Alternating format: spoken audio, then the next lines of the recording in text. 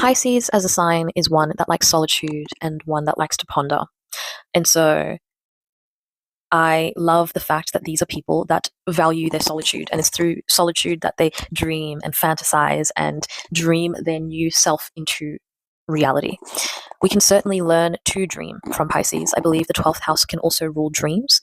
And so if you've ever met a Piscean, they give off the air, or even if you get close to one, of someone who dreams larger than life. They're very much in their own lane. And so their dreams don't have to look like anyone else's. Their dreams can be moldable because of that mutable energy. It can chop and change, and they can sort of actively, in real time, conjure different aspects of themselves and dream those up and then enact them into reality. One of my favorite things about Piscean women, or Pisces rising specifically as well, is how artistically they put themselves together. If you're an appreciator of beauty, as I am, as a Libra, I really appreciate the energy that Piscean women give in many aspects. So one, it's the creativity in their clothes and in their makeup. Two, that mutability. Sometimes people with Pisces energy will be like chopping and changing hair colors and just kind of experimenting in this whole, like, they still have a sense of style, right? But they don't feel like they have to show up necessarily the same either time. It's still expressions of themselves, but they like to play with ideas and versions of self, and it's very experiential. As they imagine what more they can produce in this world, how else they can show up in this world, they dream it. They get all the pieces together and they be it, and you kind of see them explore that in real time, and I find that really, really fun. It's kind of really, what's the word?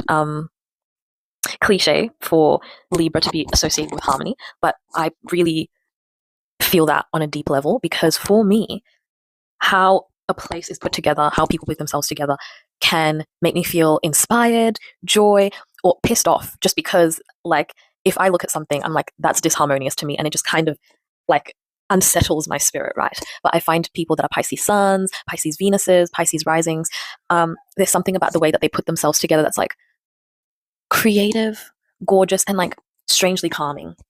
Even though sometimes Pisceans can be really high strung, like, internally, something about the way they put themselves together I find to be really calming. And then there's a softness to Pisceans too.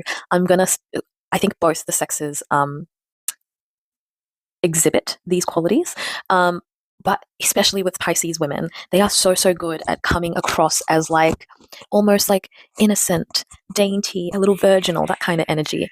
But many of them are spitfires, and many of them have fierceness and, like, deep wells of emotional depth and so much going on. But that's the energy that they tend to project out into the world. It's almost similar to a Virgo, which makes sense because they're sister signs. They've got to have some things in common. And I think, yeah, they both, on the surface, just give, like,